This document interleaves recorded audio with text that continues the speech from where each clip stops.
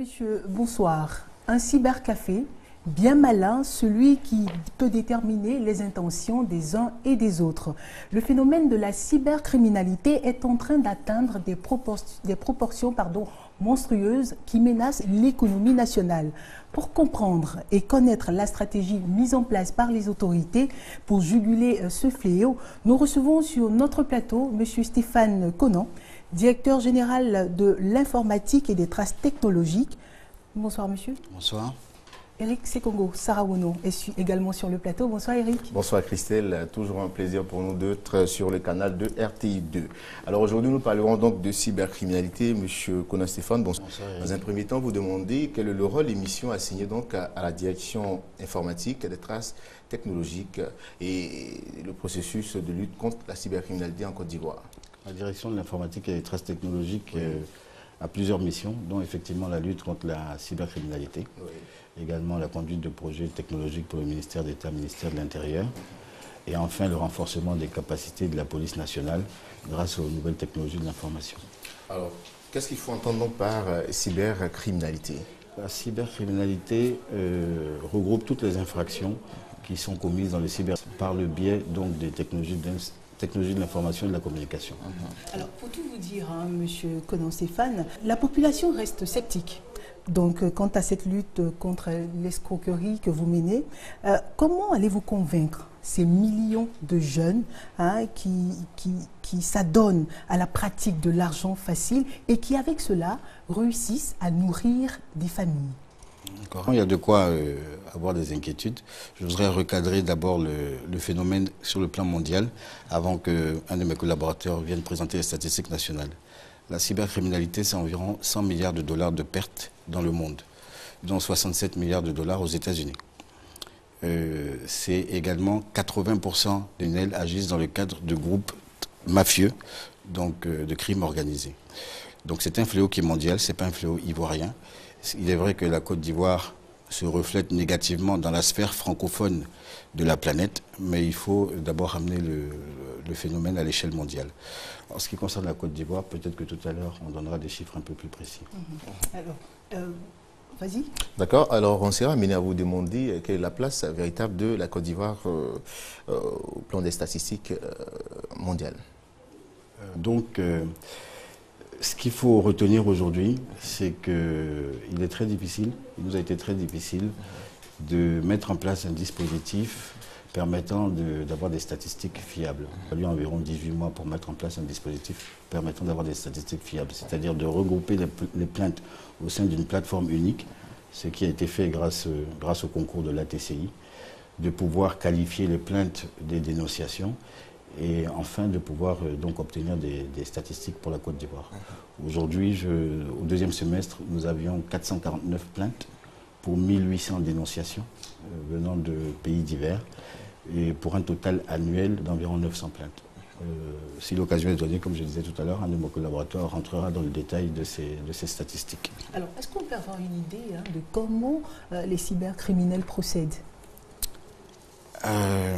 Alors, pour les infractions cybercriminelles, aujourd'hui, nous avons quatre types d'infractions récurrentes. Le premier type, c'est l'arnaque au sentiment, je dirais, qui est basé sur des relations sentimentales virtuelles qui sont établies sur Internet. Le cybercriminel, donc, entretient des relations avec une victime auprès desquelles il extorque de l'argent. Nous avons également le chantage à la vidéo, qui est en forte croissance. Donc, chantage à la vidéo, l'arnaque au gain, c'est la loterie. Vous recevez un mail dans la boîte que vous avez gagné 50 millions de dollars, qu'il faut payer des frais de notaire. Nous avons également le hameçonnage. Le hameçonnage, c'est la prise d'une boîte email en vue de solliciter les contacts de la victime suite à des appels en détresse erronés. Donc voilà en gros les grands types d'arnaques auxquels nous avons à faire face en Côte d'Ivoire. D'accord. Alors, Monsieur Conan, si vous le permettez, bien avant de recevoir votre collaborateur pour parler statistiques, nous allons partir avec cet élément qui retrace la cybercriminalité. La cybercriminalité est l'un des actes criminels qui sont commis via Internet. Le terme est né à la fin des années 90, alors que de plus en plus d'infractions sur Internet violaient les droits à la vie privée ou encore à la confidentialité des internautes. Cela inclut également le piratage de films ou de systèmes informatisés et toute forme de pédophilie sur le net. La Côte d'Ivoire est l'un des pays d'Afrique où la cybercriminalité est en hausse. Ceci est une conséquence logique du fait de la facilitation d'accès aux nouvelles technologies de l'information et de la communication dont a bénéficié la nation ivoirienne dans un environnement sans législation appropriée en la matière. Une observation attentive nous permet de constater que les acteurs de ce phénomène sont des jeunes gens dont l'âge varie entre 10 et 25 ans, qui disposent d'un mode opératoire spécial. J'ai eu des photos, j'ai créé des boîtes, et en créant ces boîtes, j'ai eu le correspondant, c'est-à-dire je me passais pour une femme que je ne suis pas. J'ai eu un correspondant qui m'a apporté au moins 750 €. Et cela en complicité avec des agents de structures de transfert d'argent. Un client, je le connais depuis 2011. Il a l'habitude de venir faire des retraits chez moi. Oui, il a l'habitude de venir faire des retraits chez moi. Donc quand il m'a demandé, comme je n'avais pas de liquidité, donc je suis allée la voir. Je suis une caissière. Il y a ma collègue qui est venue me voir précipitamment, comme quoi de lui rendre un service qu'elle n'avait pas de liquidité. Elle est venue à la photo, elle dit, tu connais le client? Elle dit, oui, je le connais. Et puis j'ai tiré son mandat, elle est partie. Avec ce scénario bien ficelé, il n'est pas facile d'échapper au piège tendu, nous dit cette dame. Donc je l'ai connu en septembre 2011, que je le trouvais sympathique, intelligent. Je veux dire, il était très énergique dans toutes les actions qu'il faisait. Il était acheteur de cacao. Et donc il m'a dit que son c'était d'acheter une plantation de cacao et qu'il voulait s'associer avec moi. Donc il m'a fourni la photocopie de son permis. Il était canadien. Donc j'ai envoyé cette photocopie à l'ambassade du Canada ici en Côte d'Ivoire, espérant avoir des nouvelles, chose que je n'ai pas eue. Donc ensuite, on a concrétisé ce projet, il m'a envoyé tous les documents que je lui avais demandé, donc j'ai eu confiance. J'ai envoyé exactement 65 000 €. La cybercriminalité est aujourd'hui un fléau grandissant, transfrontalier et complexe. Bien que des solutions techniques de sécurisation de cyberespace existent, elles ne sont pas absolues et ne répondent le plus souvent qu'à un problème particulier dans une situation donnée. Cependant, les moyens de lutte contre ce fléau passent nécessairement par l'adoption d'un cadre juridique et institutionnel harmonisé et applicable international, avec des dispositions permettant une véritable coopération internationale des instances de police et de... Donc l'élément qui retraçait la cybercriminalité en Côte d'Ivoire, réaction, M. Konan. Ben écoutez, ce sont des images que nous revoyons avec déplaisir. Il faut dire que la Côte d'Ivoire est victime du bon travail effectué par les autorités de régulation des télécoms et le ministre en charge des postes et télécommunications. Nous avons aujourd'hui 2 millions d'internautes en Côte d'Ivoire, parce que nous avons une bonne infrastructure Internet. Nous avons 100 000 abonnés, 55 000 abonnés, pardon, 19 millions d'abonnés à la téléphonie mobile, 100 000 abonnés à la téléphonie fixe. Et donc tout ça fait qu'aujourd'hui, il est très facile pour un cybercriminel d'agir dans ce contexte. D'accord. Alors, si vous le permettez, nous allons partir donc avec l'un de vos collaborateurs, M. Vladimir Armand, qui est criminologue, qui va nous retracer les statistiques. Bonjour, monsieur. Bonjour, monsieur. Alors, nous présenterons les statistiques de la lutte contre la cybercriminalité sur les 6 derniers mois. Ces statistiques vous seront présentées autour de 7 points. Le premier concerne les plaintes reçues. La PLCC a enregistré 1805 emails au cours de ce second semestre, soit une moyenne de 10 emails par jour. Ensuite, la PLCC a enregistré 449 plaintes, soit une moyenne de 2 plaintes par jour. Ceci fait un total de 77,28% de plaintes qui ont été reçues au cours de ce troisième trimestre. Le deuxième, c'est 3 des pays de provenance des plaintes. En premier, nous avons la France avec 124, soit un taux de 27,62%. En second plan, nous avons la Côte d'Ivoire avec 97 plaintes, soit un taux de 21,1%, et les autres pays se partagent le reste du pourcentage. Le troisième point que nous énoncerons est celui qui concerne les types d'arnaques les plus récurrentes au cours de ce second semestre. En premier, nous avons l'arnaque au faux sentiment, tel que l'annonçait M. le directeur. Nous avons noté 182 arnaques, soit un pourcentage de 40,53%. En seconde place, nous avons l'arnaque à l'achat-vente en ligne.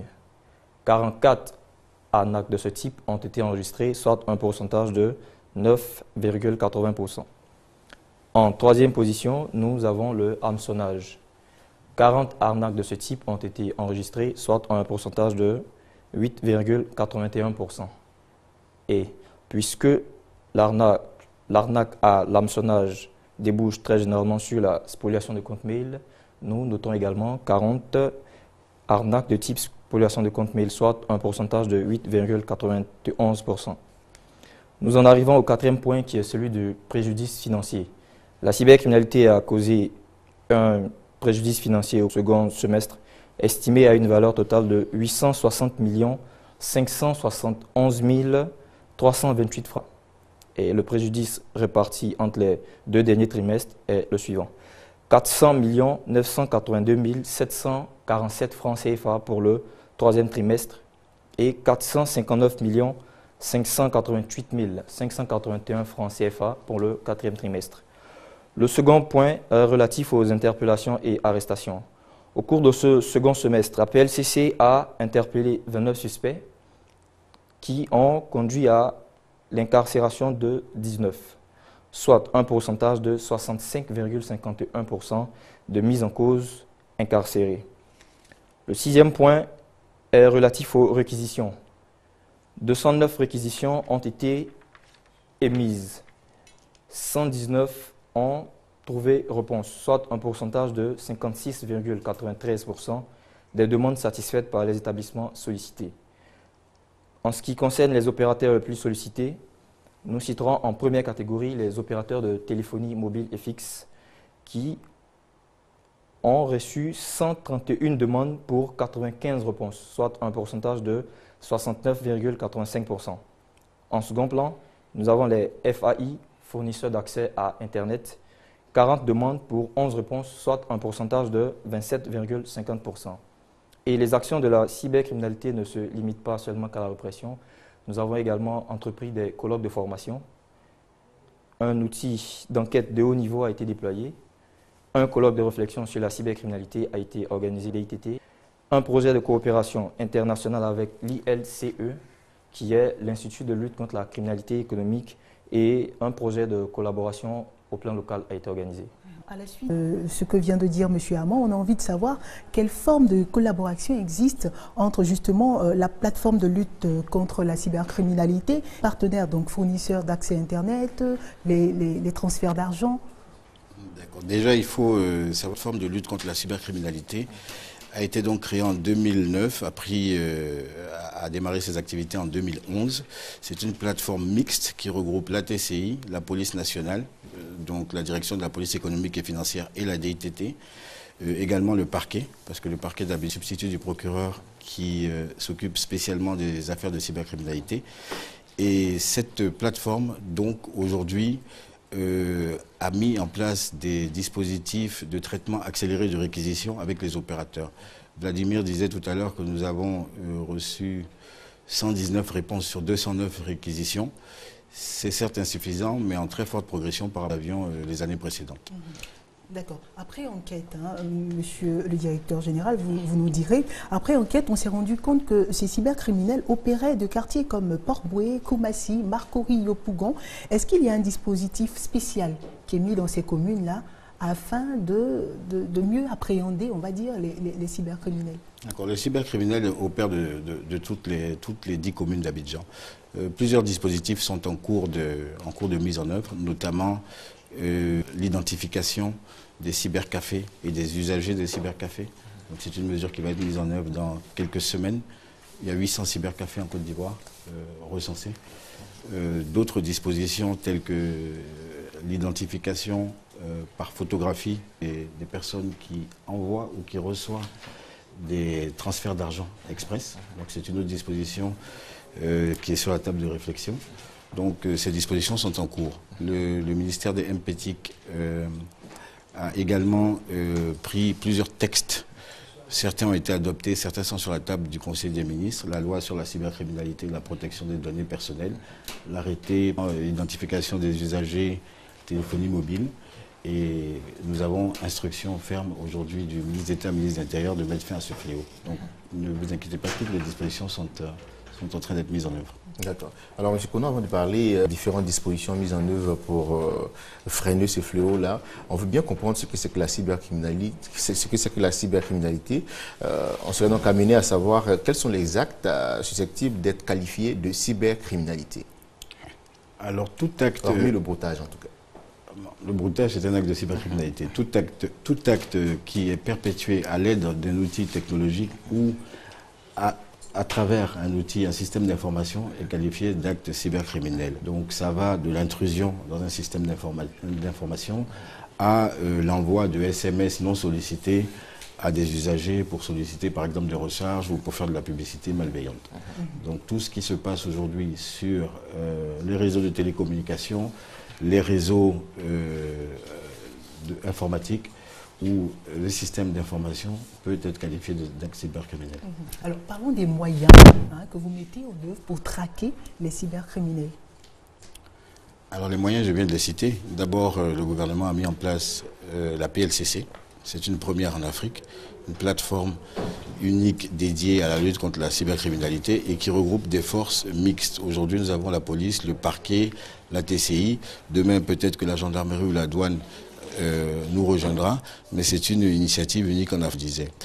Les autres moyens sont également les textes dont je parlais, qui sont des moyens juridiques pour faire en sorte que la Côte d'Ivoire ait des textes adaptés à ce genre de délit. D'accord. Justement, vous parliez de tests, donc de législation. Tout à fait. On sait qu'il y a des tests qui sont en cours où, en fait, dans ces tests-là, les cybercriminels auront, on va dire, à trembler, vu que apparemment ces tests-là seront très très durs. Où vous en êtes, on va dire ça comme ça. Où vous en êtes? Est-ce que dans les prochains jours, on s'attendra à voir une loi sur ce fléau-là? D'accord. Bon, il faut rappeler également que la DTT est un service qui dépend de la Direction générale de la police nationale. Donc, nous ne sommes pas chargés de la rédaction de ces textes, même si nous sommes consultés par rapport à leur contenu. Donc ces textes relèvent de la responsabilité des départements ministériels charge des télécommunications et également du régulateur des télécommunications. Donc le rôle de la police est justement de faire appliquer les textes une fois qu'ils seront adoptés. D'accord. Alors, qu'est-ce qui fait l'éclosion? Parce qu'on n'arrive pas à comprendre. Après discussion, on nous dit c'est la pauvreté. Qu'est-ce qui favorise l'éclosion de la cybercriminalité en Côte d'Ivoire? Comme je disais précédemment, d'abord le premier facteur, c'est notre bon niveau en termes d'infrastructures de télécommunications et d'infrastructures Internet. Par rapport à la plupart des pays voisins, nous avons très bonne connexion Internet. Nous avons 7 opérateurs de téléphonie mobile, nous avons 2 opérateurs de téléphonie fixe, nous avons 2 millions d'internautes. Nous avons également 3 câbles sous-marins qui apportent l'Internet en Côte d'Ivoire. Donc tout ça fait que la Côte d'Ivoire devient un paradis pour les brouteurs et cybercriminels. D'ailleurs, nombre de personnes interpellées ne sont pas forcément de nationalité ivoirienne sur le territoire. Donc déjà, cela favorise. Effectivement, ensuite, il y a des problèmes sociaux auxquels je ne pourrais développer ici, n'étant pas spécialiste de ce domaine. Chaque fois que vous avez la possibilité donc, de rentrer en contact avec ces cybercriminels, ils vous expliquent. Oui. Pourquoi ils le font? Ils vous expliquent pourquoi ils l'ont fait, etc. Écoutez, c'est d'abord la part du gain facile. Je pense qu'aujourd'hui, un criminel, avant d'agir, regarde 3 paramètres. D'abord le risque, ensuite il regarde le gain, et ensuite il regarde l'investissement qu'il doit faire pour perpétrer son crime. La cybercriminalité, pour commettre une infraction cybercriminelle, il faut une connexion à Internet, c'est-à-dire 500 francs CFA. On peut gagner dans la journée 10 000 euros, et avec les textes que nous avons aujourd'hui, le risque n'est pas très grand. Donc cela fait qu'aujourd'hui, c'est beaucoup plus intéressant de faire une arnaque sur Internet que d'aller braquer une banque. Il y a beaucoup moins de risques. Ensuite, comme je disais, là, pas de gaffe facile. D'accord. On va rapidement, avant de prendre notre invité, on va vous poser la question de savoir, l'âge des booteurs ou des cybercriminels varie entre 10, 15 jusqu'à 25 ans. Bon, on va prendre de 10 à 15 ans déjà pour arrêter là. Oui. Déjà. Et puis, on va vous poser la question de savoir comment font-ils pour rentrer en possession de sommes aussi faramineuses. D'accord. Déjà, je n'ai pas les mêmes chiffres que vous. Comme disait monsieur Armand tout à l'heure, nous avons 29 arrêts. Cette année, nous n'avons pas vu de personnes âgées de 10 à 15 ans. Donc aujourd'hui, l'âge des personnes que nous arrêtons, je dirais, varie entre 18 et 24 ans. Est-ce que c'est pas parce que finalement, si vous êtes mineur, vous êtes obligé de les relaxer, vu que au niveau de la législation, on ne peut rien contre eux? Mais écoutez, comme je le disais pour l'instant, les 29 personnes que nous avons interpellées au second semestre ne sont pas mineures. Ce sont des personnes bien majeures. D'accord.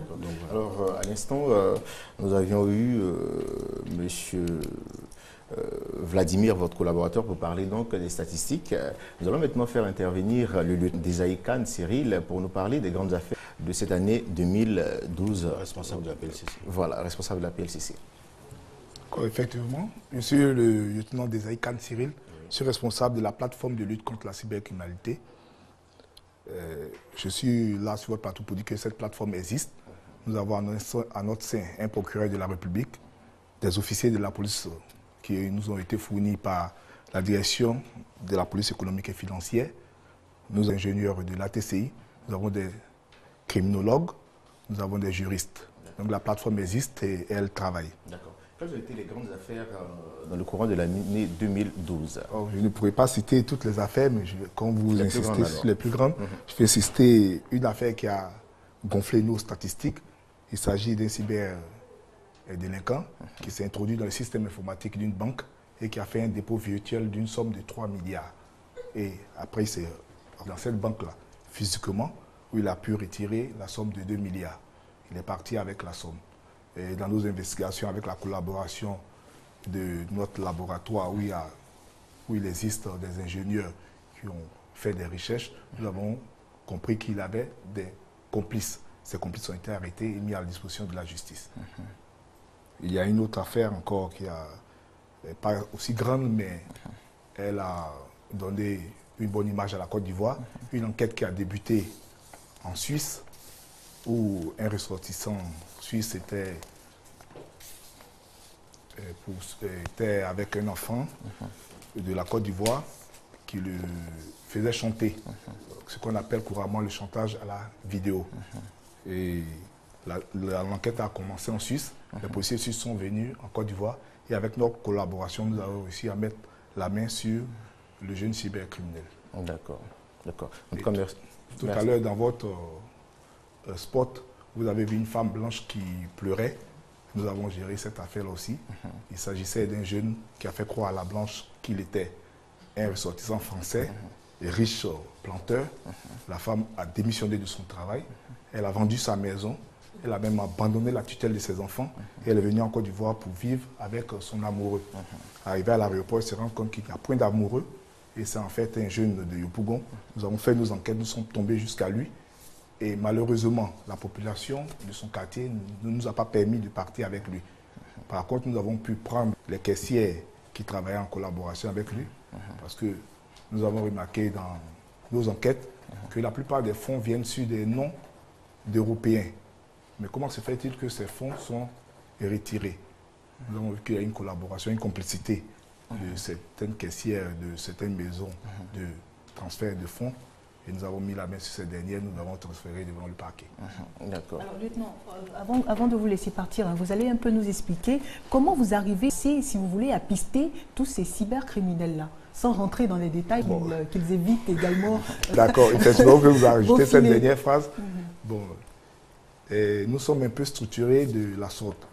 Il y a la direction de l'informatique et des traces technologiques, où il y a un laboratoire, et la direction de la police économique et financière, qui a des procéduriers qui suivent les procès-verbaux pour déférer les interpellés au niveau du parquet. Donc, une fois que nous avons une interpellation, nous mettons des méthodes en place qui sont propres à nous, que je ne vais pas divulguer sur ce plateau. Et nous prenons certains éléments pour avoir des éléments de preuve. Lorsque ces éléments de preuve sont tués, nous mettons à la disposition de la police économique le cyberdélinquant qui poursuit l'enquête jusqu'à son transfert devant le parquet. D'accord. Merci en tout cas à vous pour votre intervention. Merci. Alors, M. Konan, que faites-vous face à ce genre de situation? À l'instant, il parlait de la dame, de la ressortissante française qui s'est fait arnaquer plusieurs millions, qui aujourd'hui, après plusieurs enquêtes, l'on a pu mettre la main sur le cybercriminel, mais malheureusement avec l'appui de la population de Yopougon, le criminel est toujours en fuite. Que faites-vous face à ce genre d'action-là? Bon, effectivement, nous avons été désagréablement surpris de voir 3 de nos agents pratiquement lynchés par la population de Yopougon alors qu'ils venaient faire leur travail. Ce type d'acte est néanmoins isolé en ce qui concerne les activités que nous avons eues en 2012. Il est à déplorer. Par contre, je voudrais saluer les nombreux citoyens ivoiriens qui, au travers de notre site internet et de notre page Facebook, dénoncent des brouteurs et dénoncent des comportements de cybercriminels ivoiriens. Donc la plupart des Ivoiriens ont un comportement citoyen face aux agissements des brouteurs qui ternissent l'image de la Côte d'Ivoire. Nous avons eu effectivement cet incident à déplorer cette année. On a envie de comprendre, hein, parce que moi depuis, j'ai pas de matière concrète de comment vous procédez, parce que c'était ça la question. Comment vous procédez si vous savez par exemple que vous ne pouvez pas rentrer dans certains détails, au moins montrer à la population que vous êtes au travail par certaines méthodes. Donc comme le lieutenant le disait tout à l'heure, vous avez un laboratoire. Qu'est-ce qui est fait dans ce laboratoire? Est-ce qu'il y a plusieurs postes d'ordinateurs qui pistent tout le monde? Qu'est-ce qui se passe réellement dans ce laboratoire pour qu'on puisse bien comprendre effectivement ce que vous faites? D'accord. Cette question m'amène à parler de la difficulté de traiter une affaire cybercriminelle. La difficulté d'une affaire cybercriminelle, c'est qu'elle est d'abord transfrontalière. Une victime dans un pays et un cybercriminel dans un autre. Donc avec 2 droits différents. Ensuite, c'est la vitesse avec laquelle se passe le délit. Et enfin, c'est surtout le fait de pouvoir apporter au parquet une preuve. Parce que les preuves sont souvent numériques. Le rôle d'un laboratoire est donc d'apporter la preuve numérique d'un délit et d'identifier le coupable de ce délit. Donc tout ce que le laboratoire, c'est de travailler sur les preuves numériques. D'accord. Alors, la particularité de cette émission, monsieur le directeur général, c'est l'invitation que nous portons à des personnes qui viennent donc sur le plateau pour également vous poser des questions. Nous allons donc recevoir monsieur Yao Encho, qui est Ethical Hacker, donc, qui est le président de l'association de recherche en sécurité informatique. Bonsoir, monsieur Yao Encho. Bonsoir. On vous écoute pour votre question. La première question que je voulais poser au directeur, c'est un peu revenir sur... il y a une question qui est revenue. Comment aujourd'hui cette police, cette direction arrive à faire des enquêtes? Vous savez, ce qui se passe et ce qui se dit un peu en ville, c'est que beaucoup de gens ne font pas confiance à cette police. Pourquoi? Parce que déjà, il y a eu on a constaté par exemple des descentes dans les cybercafés. Il y a des personnes qui disent qu'ils font partie de la police scientifique, etc., qui descendent dans les cybercafés, qui prennent des ordinateurs, qui prennent, on va dire, qui embarquent des gens dans des véhicules, etc. Et beaucoup de gens se disent que cette police ne traque pas les cybercriminels, qu'elle fonctionne beaucoup plus sous dénonciation. C'est-à-dire que ce sont des appels anonymes, on dit qu'il y a quelqu'un qui a reçu, etc. Et c'est ainsi. Donc je me dis que c'est un peu pour cela qu'on demande, un peu pour rassurer les gens, qu'on demande comment ce travail se fait. En même temps, il y a des personnes aussi qui affirment que la police est complice, qui dit simplement que la police est complice, qui dit que si certaines personnes ne sont pas arrêtées, etc., c'est parce qu'il y a une certaine complicité. Donc on veut un peu savoir ce qui se passe réellement. En même temps, si le directeur sait en fait informer de ces choses et ce qu'il a à dire sur ces faits. Voilà pour la première question. Merci. Effectivement, nous avons des dénonciations. Ce que je disais tout à l'heure, qu'il y a des citoyens ivoiriens qui se sentent concernés et affectés par la réputation du fait de la cybercriminalité. Mais je peux assurer M. Ncho que nous ne travaillons pas uniquement sur dénonciation. Deuxième chose, il y a eu même des braquages de voitures récemment où les braqueurs se sont présentés comme étant des agents de la police scientifique. Tout ça pour dire que le pays sortant de la situation dont on sait, il y a beaucoup d'hommes en armes, beaucoup d'hommes en uniforme, il y en a beaucoup moins que l'an dernier, heureusement, mais beaucoup de personnes non identifiées aujourd'hui profitent de l'aubaine que représentent ces jeunes brouteurs qui se promènent avec beaucoup de cash pour les braquer à leur tour. Donc c'est tout simplement ce à quoi nous avons affaire. Nous avons des patrouilles, le lieutenant Desailly est là, nous avons des patrouilles qui sont planifiées mois par mois et les endroits où nous patrouillons, les cybercafés où nous patrouillons sont totalement transparents, validés par la plus haute hiérarchie de la police nationale et donc ça n'a rien à voir avec les faits auxquels M. Ncho fait référence. D'accord. Avant votre deuxième question, M. Ncho, tout à l'heure vous parliez de l'enregistrement des cybercafés, donc chaque internaute devrait donc se faire enregistrer. Est-ce que vous pensez que c'est un début de solution et que cela se présente sans faille? Ce sera un grand pas pour la lutte contre la cybercriminalité. D'abord, ce n'est pas une mesure, c'est une mesure qui s'est faite ailleurs. Vous allez dans un cybercafé, vous donnez une pièce d'identité, votre heure de début de connexion, votre heure de fin de connexion est enregistrée et le cybercafé aura obligation de garder ces informations pendant un certain nombre de... Pourquoi cette mesure ? La plupart de nos enquêtes, justement, comme nous enquêtons, la plupart de nos enquêtes nous ramènent à chaque fois sur un cybercafé où il est très difficile d'identifier l'auteur du délit. Il y a 20, 30, 50 postes. Donc nous avons besoin de savoir qui était dans ce cybercafé le jour où il y a eu le délit, puisqu'il y a toujours une trace justement numérique qui peut nous permettre de remonter à cet endroit. D'accord. Alors, M. Stéphane, avant de poursuivre, M. Conan, à l'instant, vous parliez de personnes se faisant passer pour des agents de la police scientifique. Comment faire donc pour reconnaître des agents de la police scientifique? La PLCC a une uniforme spécifique, bleu marine que tout le monde connaît. La plupart des gens, la plupart des personnes qui ont eu à être victimes de ces hommes en armes, il y a des gens qui étaient en treillis militaire. Et donc, il y a eu des cas à Port-Boué, à Bobogaro, où effectivement, des personnes en uniforme militaire sont rentrées dans des cybercafés au nom de la lutte contre la cybercriminalité et quelquefois même dans des agences de transfert d'argent. Alors là, que doit faire donc le gérant de Cyberro des internautes qui se trouvent donc dans ces différents lieux-là? Le ministre d'État, ministre de l'Intérieur, a fait passer par le biais du directeur général de la police nationale un message à tous les services de police pour informer que le seul service qui est à même d'enquêter sur ces zones, cybercafé, maison de transfert d'argent, est la plateforme de lutte contre la cybercriminalité. Donc c'est un message qui a été diffusé, rediffusé à toutes les maisons de transfert d'argent. Et donc ce qu'il y a lieu de faire en cas de problème avec des personnes non identifiées, est donc d'alerter la police ou les autorités les plus proches. D'accord. Est-ce que quand il y a une descente, parce que la question d'Éric est très essentielle pour que la population puisse bien comprendre, quand il y a une descente de vos agents, est-ce qu'on doit demander une carte? Parce que tout le monde, c'est vrai que vous le disiez, ils ont une tenue particulière, mais tout le monde peut porter cette tenue et faire des descentes dans les cybercafés. Est-ce qu'il y a possibilité aux gérants de cybercafés de demander une carte professionnelle afin d'attester de ce que ce monsieur ou cette dame soit effectivement un agent de votre service? Bien sûr, tous les policiers de Côte d'Ivoire ont une carte professionnelle et déclinent leur identité comme le droit l'exige au moment où ils font une interpellation ou une descente dans un endroit public. Donc, quand cela n'est pas fait, qu'est-ce qu'il faut faire? Est-ce qu'on doit vous écrire rapidement pour... Non, quand cela n'est pas fait, il faut prendre un téléphone, si l'occasion est donnée, et appeler le centre d'appel du ministère d'État, ministère de l'Intérieur, c'est le numéro 100, et signaler cet abus. Voilà, c'est un numéro qui fonctionne 24 heures sur 24 et donc nous avons quelques cas d'appel en détresse comme ça.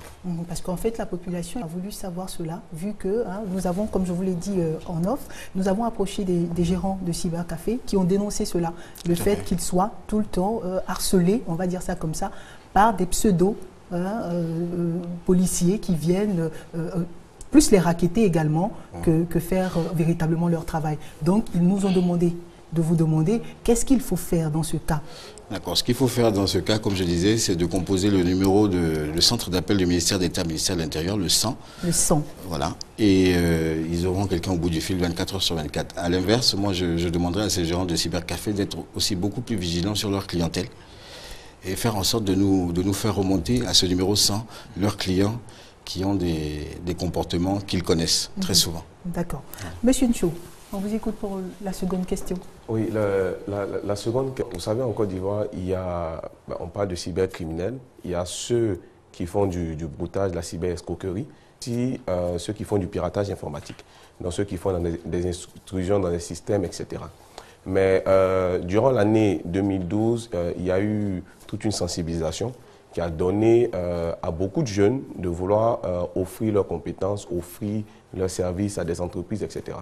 Mais il y a un certain retour qu'on voit aujourd'hui via des forums sur Internet et dans certaines rencontres qui, lorsque ces jeunes-là vont dans certaines entreprises, etc., vous trouvez des entreprises qui disent que leur système informatique est protégé par la police, qui disent la police scientifique, etc., nous protège, ou la police scientifique nous forme.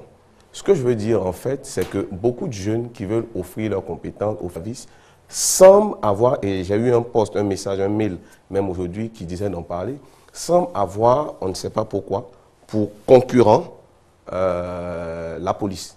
Alors qu'en réalité, la police ne devrait pas être, et la police ne peut pas être un concurrent, puisque la police ne fait pas le même travail. Mais ce n'est pas le retour qu'on a au niveau des entreprises. Les entreprises disent, ben, la police va nous former, la police va nous suivre, la police va faire un audit de sécurité pour nous, etc. Et normalement, pour nous, nous disons que ce sont des entreprises privées qui doivent normalement le faire. Donc, ces compétents-là, qu'est-ce qu'on peut leur dire aujourd'hui? Est-ce que, ici en Côte d'Ivoire, c'est un travail qui devrait être fait par la police ou bien c'est une mauvaise compréhension que ces gens en entreprise ont? C'est un peu cette question qu'on voudrait poser aujourd'hui. Je dirais que vos interlocuteurs n'ont pas tout à fait tort et n'ont pas tout à fait raison non plus. Le rôle de l'État, c'est d'assurer la sécurité des biens des personnes, sur terre, dans les airs, sur mer. Aujourd'hui, avec l'avènement de l'Internet et des nouvelles technologies, le rôle de l'État s'est étendu partout dans le monde au cyberespace. On a parlé de cybercriminalité, mais en Europe, on parle de cyberguerre. Donc les États ont pour rôle de défendre tout ce qui se passe donc aujourd'hui dans le cyberespace. Donc il est de la responsabilité de l'État, par le biais de la police, de protéger les entreprises publiques et de protéger les infrastructures critiques que sont les systèmes d'information. Cela n'empêche que ces entreprises peuvent faire appel à des privés, comme une entreprise peut faire appel à une société de gardiennage pour renforcer la sécurité si elle en ressent le besoin. Monsieur Nchou, vous êtes satisfait? Ça va. Ça va? D'accord. Alors, pour rester un peu dans la question de Monsieur Nchou qui parlait des hackers, il y a, comme il aime à le dire, des hackers certifiés et des hackers qui ne le sont pas et qui arrivent à déjouer tous les systèmes informatiques des entreprises et donc qui arrivent à mettre à mal certaines entreprises. Quel traitement pour cela? Parce que s'ils arrivent, puisque vous êtes directeur de l'informatique et des traces technologiques, s'ils arrivent à pirater donc, des entreprises, il sera difficile pour vous, je me dis, il sera difficile pour vous de pouvoir mettre la main sur ces personnes-là. Voilà. Il faut bien comprendre d'abord ce que c'est que le piratage en général. Le piratage informatique est s'appuie très souvent sur l'exploitation d'une faille. Ce n'est pas comme on l'imagine, comme on le voit dans les films américains, des génies en informatique qui arrivent. Ça arrive, mais c'est très marginal. C'est d'abord l'exploitation d'une faille. Les entreprises, les systèmes d'information reposent sur des logiciels, des applications qui sont développées par des informaticiens. Ces informaticiens donc, font des produits presque parfaits. Le pirate informatique utilise la marge de malfonction qui existe dans les logiciels et applications, quelquefois avec la complicité de ceux qui ont développé ces applications. Donc aujourd'hui, un hacker, c'est quelqu'un qui... le hacker n'est pas quelqu'un qui est censé mettre à mal un système d'information, mais c'est plutôt quelqu'un qui est censé mettre en lumière les failles, de sorte qu'on puisse prendre des mesures correctives. Alors, quel traitement pour ce... Le hacker, de toute façon, aujourd'hui, il y a une réglementation, je dirais, informelle au niveau international qui régit le comportement. Le hacker, d'abord, doit agir avec le consentement du propriétaire du système informatique. C'est comme ça que ça se passe en Europe. C'est ce qu'on appelle une exploitation des failles. On vient vous faire un audit informatique. On prévient le client ou l'entreprise qu'on va utiliser son système pour voir s'il y a des failles. Donc ça, c'est le hacker éthique. Donc M. Ncho s'est présenté tout à l'heure comme un ethical hacker. Donc il y a une certification effectivement qui existe de ethical hacker. Mais le rôle du hacker éthique est justement d'agir avec le consentement de l'entreprise en vue de révéler les failles. Voilà. D'accord. Alors, M. Konan, lorsqu'on est victime d'un cybercriminel, quels sont les recours dont dispose la victime? En Côte d'Ivoire? Oui, en Côte d'Ivoire. En Côte d'Ivoire, aujourd'hui, comme je le disais, faire appel à la police nationale, donc, qui vous dirigera très certainement sur la PLCC. La PLCC prendra en charge donc, votre plainte, comme une plainte pour tout type d'infraction. Une enquête sera conduite et vous serez informé régulièrement du suivi de votre affaire. Ça peut prendre combien de temps ce processus-là? Écoutez, une affaire cybercriminelle ne diffère pas d'une affaire criminelle tout court. Tout dépend de l'erreur qu'a posée le criminel, tout dépend de beaucoup de facteurs qui font que le policier, au flair, à la dénonciation, à l'enquête, à l'investigation, peut arriver rapidement ou non. Nous avons des affaires non élucidées, comme dans tous les services de police, et nous avons des affaires qui ont été élucidées le même jour, dont une affaire d'intrusion dans un système d'information d'une société d'État qui a été élucidée le même jour par la PLCC. D'accord. Voilà. Que pensez-vous donc des personnes qui ironisent un peu sur ce phénomène en griffe et disent, certains artistes disent que c'est la dalle que les Blancs paient, vu ce qu'ils ont tiré comme richesse de notre continent? Écoutez, je n'ai pas d'opinion dessus. Nous, notre travail est, comme je disais, d'apporter la preuve numérique pour que des délits soient qualifiés et punis. Je n'ai pas d'opinion sur les justifications qui peuvent éventuellement être données par les criminels. Voilà. D'accord. Alors, monsieur le directeur général, puisqu'on vous a et qu'on a envie de bien comprendre ce phénomène de cybercriminalité, comme je l'ai dit en introduction de cette émission, qui met à mal l'économie de la Côte d'Ivoire, on a envie de savoir quelles précautions prendre pour éviter de se faire arnaquer. C'est une très bonne question. Précautions prendre d'abord, je dirais, pour l'internaute ivoirien, c'est de visiter nos sites internet. Nous avons une équipe de 4 personnes qui est chargée de communiquer avec le grand public, donner des conseils. Ensuite, c'est de se tenir informé. Aujourd'hui, l'usage d'Internet, l'usage des technologies, c'est quelque chose de relativement nouveau, un peu partout dans le monde. Donc, essayer de se tenir informé par les structures spécialisées qui sont aujourd'hui, la Côte d'Ivoire, au-delà du ministère d'État, ministère de l'Intérieur, plusieurs structures qui traitent directement ou indirectement cybercriminalité. Il y a la DITT et la PLCC, certes. Le ministère de l'Économie et des Finances a le CENTIF et la sous-direction chargée de la lutte financière. Le ministère des MPTIC a une structure qui s'appelle le CICERT, chargée d'alerter sur tous les incidents informatiques en Côte d'Ivoire. Le parquet a un substitut du procureur, comme je disais, chargé d'affaires cybercriminelles. Donc, toutes ces structures sont à la disposition du grand public. Il est à la pêche à l'information dans le doute. Voilà. Alors, on a envie de savoir maintenant le rang qu'occupe la Côte d'Ivoire donc en matière de cybercriminalité. D'aucuns parlent de premier rang, d'autres troisième, après premier dans l'Afrique, on va dire dans l'Afrique, et troisième après donc le Nigeria, également dans l'Afrique, troisième après le Nigeria et le Cameroun. Alors la vérité se situe à quel niveau? Il faut pouvoir comparer ce qui est comparable. En Afrique noire subsaharienne, il n'y a pas de pays qui a des statistiques aujourd'hui fiable sur la cybercriminalité. Nous avons été à plusieurs rencontres, notamment à Afrinic. Nous avons été également à la rencontre de services homologues au Nigeria, au Ghana, au Cameroun. Et aujourd'hui, il n'y a pas de dispositif qui permet de recueillir des statistiques fiables. On ne peut se baser que sur ce qu'on peut lire sur les forums ou ce qu'on peut lire sur une certaine presse spécialisée. Justement pour ça que nous avons mis 1 an, 1 an et demi à mettre en place un dispositif pour savoir exactement ce qui se passe dans l'espace Internet ivoirien. Aujourd'hui, nous avons des statistiques. Vous allez sur Google, vous allez sur Internet. Je ne pense pas que vous allez pouvoir me sortir les statistiques des cybercriminalités au Sénégal ou au Burkina Faso. Elles n'existent pas. Donc premier ou dernier par rapport à quoi, je ne sais pas. Les chiffres aujourd'hui, 70% des délits cybercriminels dans le monde se passent aux États-Unis, sont perpétrés par des Américains. 80% des affaires cybercriminelles dans le monde sont pilotées par des grands réseaux mafieux qui viennent d'Europe de l'Est ou d'Asie. Vladimir a parlé tout à l'heure des chiffres pour la Côte d'Ivoire. On est à 3 milliards de francs CFA pour l'année 2012 en préjudice déclaré. Donc ça fait 5 millions d'euros environ. Alors, M. Konan, vu la gravité du sujet, on a un peu peur désormais, voir un peu les mails. C'est-à-dire, alors, que faire, comment reconnaître qu'on est face à une arnaque via le net? Alors moi, ce que je recommande toujours, je discute de temps en temps sur notre page Facebook avec des internautes qui viennent prendre des renseignements. D'abord, se méfier d'Internet parce que tout est virtuel, y compris les individus et l'identité. Ce que nous recommandons toujours, c'est de ne jamais envoyer d'argent à une personne qu'on n'a pas rencontrée physiquement. Si cette règle est appliquée, je pense que le nombre de victimes potentielles sera sensiblement réduit. Ne jamais envoyer d'argent à quelqu'un qu'on n'a pas physiquement rencontré. Alors que faire donc face à ces personnes qui nous disent chaque mois changer de mot de passe?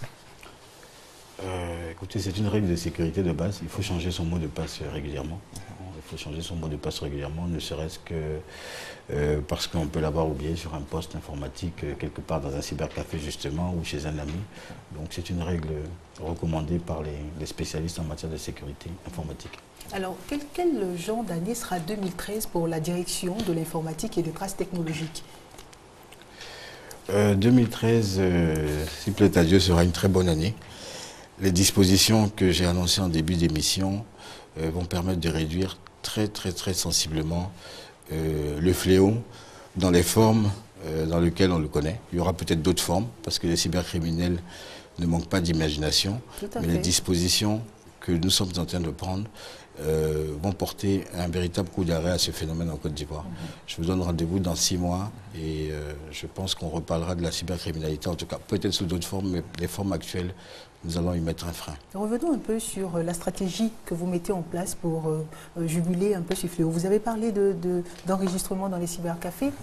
Oui. Après l'enregistrement. On a envie que vous fassiez peur donc, aux cybercriminels. Parce que justement, M. Encho le disait, ils n'ont pas peur. Ils se disent que non seulement la législation n'est pas encore de mise, et ils peuvent s'adonner à cela et pouvoir nourrir des familles comme nous l'avons dit. Donc il faut pouvoir sortir un argument qui, à la limite, qui les feront trembler, on va dire ça comme ça, qui se diront, dès qu'ils sont derrière un ordinateur, ils ne pourront plus faire cela parce que voici les sanctions qui vont découler, parce que vous avez une stratégie forte qui est mise en place pour pouvoir les arrêter. Bon, je vais pas... Le dispositif qui est en train d'être mis en place, comme je l'ai déjà détaillé, hein, l'identification des usagers de la téléphonie mobile, l'identification des cybercafés. Certains dispositifs vont être mis en place également au niveau des maisons de transfert d'argent. Je ne vais pas rentrer dans les détails pour ne pas permettre à certains d'anticiper. Ce que je peux dire néanmoins, c'est que les peines dans la nouvelle loi sur la cybercriminalité et la protection des données personnelles, les peines de prison ont doublé. Donc on pourra encourir jusqu'à 10 ans de prison ferme, entre 5 et 10 ans de prison ferme pour des délits pour lesquels on encourait 3 à 5 ans de prison ferme. Donc au niveau du risque, je parlais du facteur risque tout à l'heure, nous allons sensiblement augmenter le risque pour un cybercriminel s'il est pris en train de commettre un délit. Il faut bien qu'on comprenne quelque chose, hein, oui. monsieur Stéphane Konan, directeur général de l'informatique et des traces technologiques. Alors, ces différents recensements ou ces différentes identifications donc dans les maisons de téléphonie mobile comme dans les cybercafés serviront à quoi exactement? Parce que, je vous le dis, on a la possibilité de pouvoir changer de puce. Oui, mais cette puce va permettre de remonter à quelqu'un qui aura donné une pièce d'identité et cette personne va devoir expliquer pourquoi son numéro est lié à un criminel. Donc soit il aura utilisé ce téléphone, soit il aura donné à quelqu'un qu'il connaît. Donc c'est un dispositif que nous n'avons pas inventé, l'identification des usagers de la téléphonie mobile. Je pense que la Côte d'Ivoire est un des derniers pays, au contraire, à adopter ce... Et vous pensez que c'est sans faille?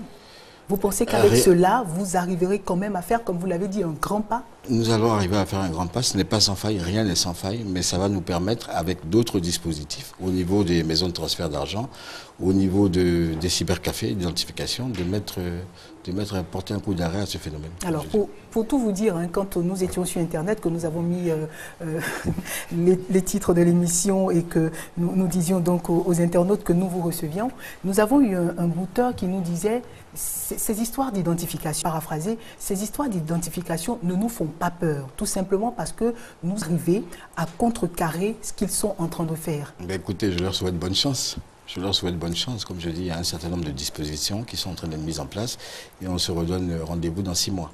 D'accord. Alors, M. Kounan, parlons toujours de dispositions. Là, quelques mois, un colloque a été organisé ici en Côte d'Ivoire avec la police suisse pour endiguer ce mal qui porte un coup de frein au développement de la Côte d'Ivoire et surtout à l'image au plan international. Alors, qu'est-ce qui a été retenu au sorti de ce colloque?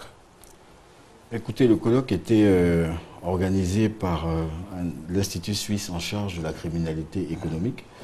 Parmi les actions menées par la DITT au cours de l'année 2012, nombre de dispositions ont été prises pour développer les partenariats. Aujourd'hui, la technologie avance très vite. Nous avons besoin d'être en contact avec des structures qui sont capables de renforcer nos capacités. Donc, parmi ces partenaires, l'Institut suisse de lutte contre la criminalité économique a organisé ce colloque en vue de faire un état des lieux de ce qui se passe en Côte d'Ivoire. Donc, ce colloque est la première étape d'un certain nombre de dispositions que nous allons mettre en œuvre avec la coopération du gouvernement suisse pour lutter contre le phénomène. Mais pourquoi la Suisse? La Suisse, parce que la Suisse a été payée à répondre à notre appel. Nous avons frappé à nombre de portes. D'autres pays nous ont aidés, la Corée du Sud, la France bien entendu.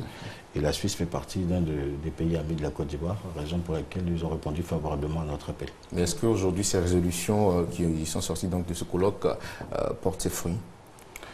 Les résolutions nous ont permis, comme je dis, de déployer un programme d'action pour 2000.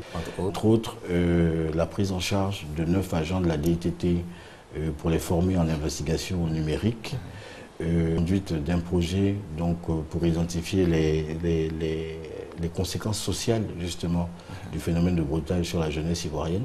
Donc les conclusions de ce travail seront remises au gouvernement et nombre d'autres actions.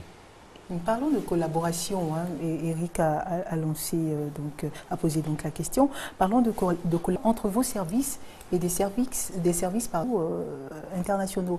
Donc vous avez parlé de la Suisse, de la France et tout ça. Qu'est-ce qui vous lie, on va dire, quand une plainte est posée, un Français pose une plainte, oui. Qu'est-ce qui est fait ? Est-ce qu'au niveau, vous arrivez facilement à rentrer, on va dire, en rapport avec les services français pour travailler assez rapidement pour mettre la main sur les cybercriminels? Comme dans tous les secteurs d'activité, dans tous les secteurs de l'économie nationale et tous les secteurs d'activité, la coopération avec la France, la coopération policière avec la France, a repris du poil de la bête. Aujourd'hui, nous sommes en étroite collaboration avec le service homologue français, qui est l'Office central de lutte contre les crimes informatiques. Nous sommes en étroite collaboration également avec nos correspondants suisses, belges et d'autres pays amis. Donc nous avons mis en place des dispositifs que je ne dévoilerai pas ici par souci de confidentialité, qui permettent... À force de ne pas dévoiler, M. Stéphane Kono, j'avoue qu'on ne ferait pas étant donné que je parle de partenaires extérieurs, j'aurais eu besoin de leur autorisation avant de dévoiler un peu nos méthodes de travail avec eux. Voilà. Sachez que pour autant nous collaborons de manière très productive avec ces pays. D'accord. Alors, on va également parler, tout à l'heure, je vous posais la question, on parlait de l'âge des booteurs qui variait entre 10 et 15 ans. Vous avez dit non, que les 29 ou les 19 cas que vous avez eus, ces personnes-là, ces cybercriminels-là, étaient des adultes. Oui. C'est cela? Oui, on est adulte à 18 ans. Oui. Alors, une fois que ces cybercriminels sont attrapés, vu qu'il y a pour le moment un vide juridique, qu'est-ce qui est fait? Parce que c'est une question que vous avez un peu survolée quand même. Il faut d'abord remettre remettre en lumière le travail de la police. La DITT est un service de police, donc nous arrêtons, nous interpellons les suspects, nous qualifions du délit, nous apportons la preuve numérique et les suspects sont transmis au parquet. Donc ensuite c'est la justice qui fait son travail sur la base des preuves que nous apportons et qui sont qualifiées ou non. Donc aujourd'hui 29 personnes déférées, 29 arrêtés, 19 déférés, ça veut dire qu'il y en a eu 10 qui ont été relaxés faute de preuves ou faute de qualification du délit. Parce qu'aujourd'hui, comme vous le savez, les textes ne sont pas encore totalement à jour par rapport à la nature des délits. D'accord. Nous sommes pratiquement à la fin de notre entretien du jour. Alors, Monsieur Konan Stéphane, que retenir de votre passage sur notre plateau?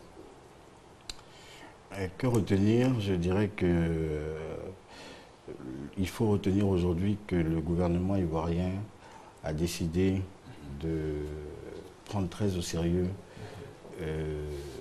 le phénomène de la cybercriminalité, même si, comme je le disais, notre place dans le monde n'est pas celle qui relève un peu de la rumeur, je dirais. Le gouvernement ivoirien, le ministre d'État, le ministre de l'Intérieur, le ministre des Postes et Télécommunications ont décidé de travailler de concert pour mettre un terme à ce phénomène et que nous avons l'honneur de conduire un des maillons de ce dispositif qui est en train de travailler à rehausser l'image de la Côte d'Ivoire et à orienter les jeunes Ivoiriens vers d'autres activités. Parce qu'on peut gagner beaucoup d'argent grâce à Internet, on peut gagner beaucoup d'argent grâce à la technologie. Les Américains nous l'ont montré et c'est un peu vers ça qu'on souhaite qu'on tende en 2013. Avant de terminer, dites-nous, est-ce que la DITT est un service autonome? La DITT est une direction centrale de la police nationale, donc elle relève du directeur général de la police nationale, pas de service autonome. D'accord. En tout cas, merci à vous d'être venu sur notre plateau. Merci. Et terminer par ceci, le développement de la Côte d'Ivoire passe par chacun de ses fils, posant donc des actes qui donneront encore plus de crédibilité aux yeux du monde. Bonsoir.